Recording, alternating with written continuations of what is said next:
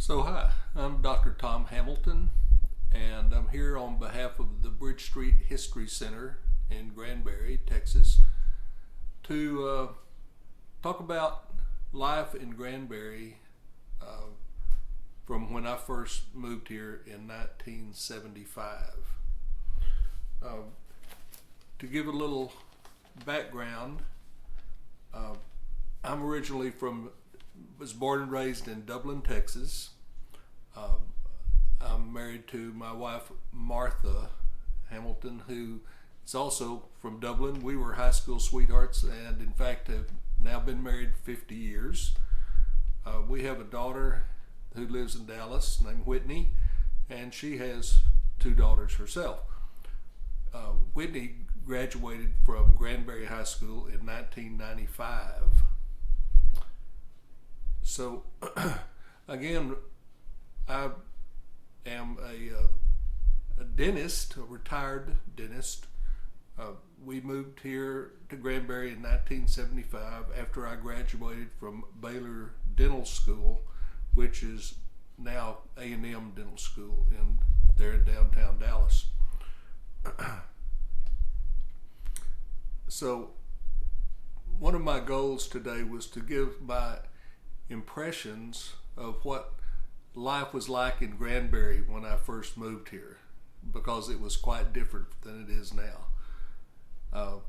The one thing that always sticks out in my mind is the fact there was only one traffic light in all of Granbury, and it was located down on the square at the corner of Crockett and Pearl Street, where the filling station hamburger place is now, right there.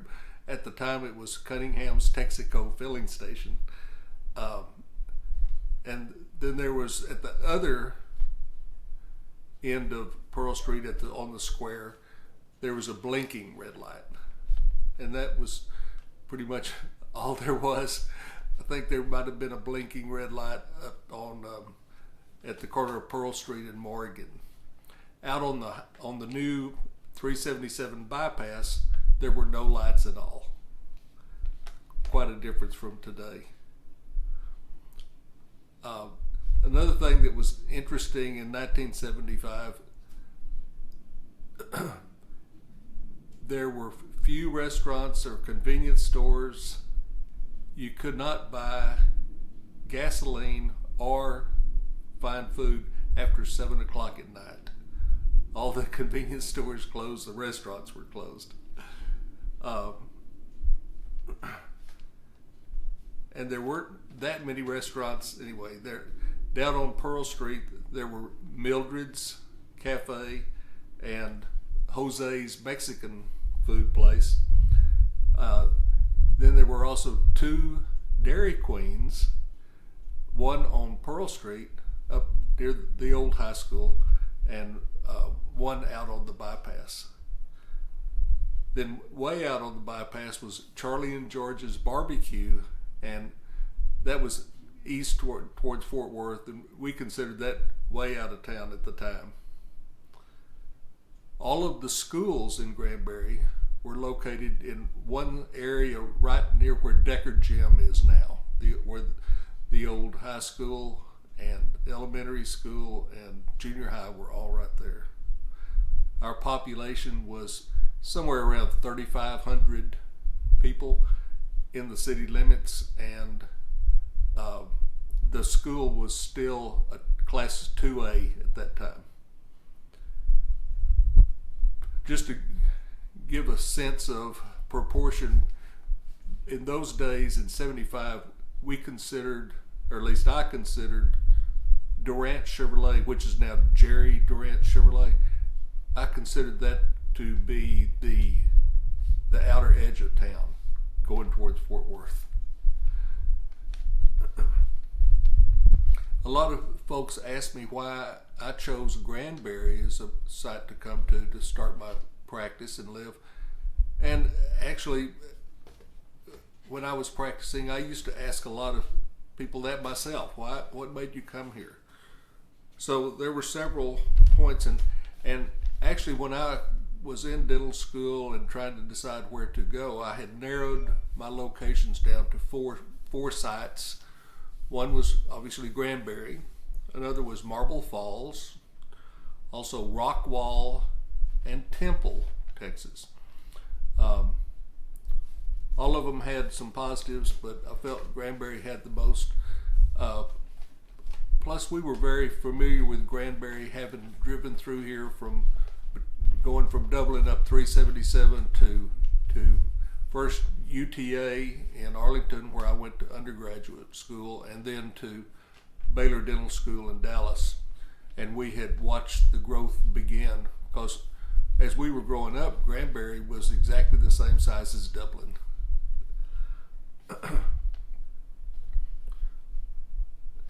Some other reasons that made Granbury attractive: in 1969, De Cordova Dam was finished and Lake Granbury filled up. So obviously that became an attraction. In 1975, the year we moved here, the nuclear power plant had begun construction down near Glenrose, and that brought a tremendous influx of workers in.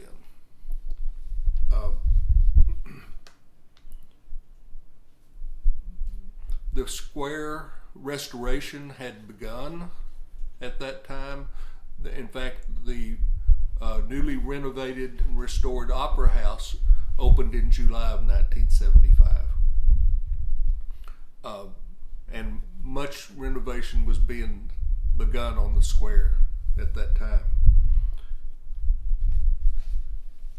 And all of this, the new lake and the renovation of the square, had brought in a lot of other development, some large developments like Pecan Plantation, De Cordova Bend Estates, Oak Trail Shores, and many, many others to follow, making our growth become even more rapid. Also, Granbury, while maintaining a small town atmosphere, had close proximity to the Metroplex, especially to Fort Worth, and also to the brand new DFW airport, which had just opened, being much closer than the old Love Field in Dallas.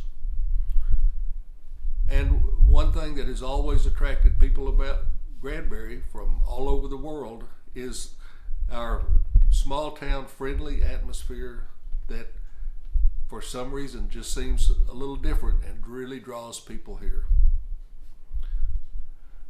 Now I'm going to spend a few minutes just talking about the early, back in, I say early, in 1975, what the history, what the dental and medical situation was at that time. When I committed to come to Granbury, there was only one full-time dentist in the whole town. That was Dr. Mitchell Walker, and he had an office downtown on the square and had been practicing for about 5 years there. There was also a part-time dentist who worked 2 days here and 2 days in Burleson that, unbeknownst to me, had sold his practice to a young guy coming out of the University of Alabama named Bob Verdusco. Bob and I both opened our practices on exactly the same day, and neither one of us had known the other was coming. So in one day we tripled the number of dentists in Granbury, which made things kind of interesting, and probably a little slower start than we might have had, but we ended up, Mitch, Bob, and I ended up being very close friends, and eventually in 1978, Joel Walker came, and in 1980 Ron Cooper came, and we all had a great relationship.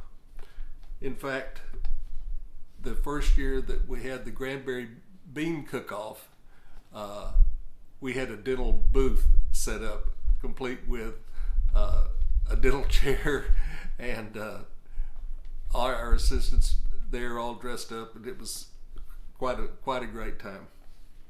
unfortunately we didn't win.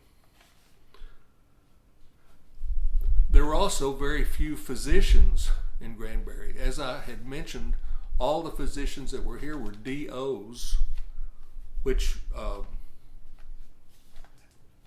was fine. They were good doctors, very good doctors. We had Dr. Ballard, Dr. Rawls, Dr. Paget, Dr. Davis, and then soon afterwards we had Dr. Randy Perkins and Pat Thomas came to Granbury. And they again practiced from the hospital, or had their practices, but worked in the hospital that they had built and owned, which was down close to downtown, about 2 blocks southeast of downtown, and has just been torn down. But after the new hospital was built, Lake Granbury Medical Center, the old hospital eventually became the dormitory for the Opera House residents.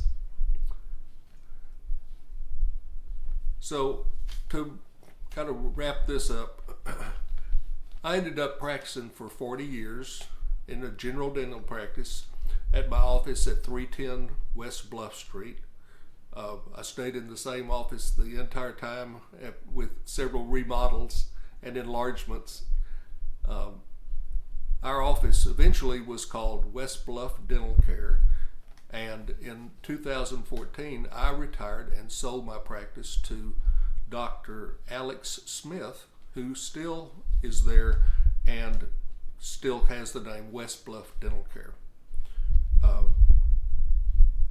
And so now I'm able to full-time enjoy all the amenities that Granbury offers. I live in Water's Edge, close to Harbor Lakes Golf Course. I play golf quite a bit. I have my garden. I live on a canal. I have my boat right 100 feet away. And I also enjoy working with the Bridge Street History Center. So, thank you.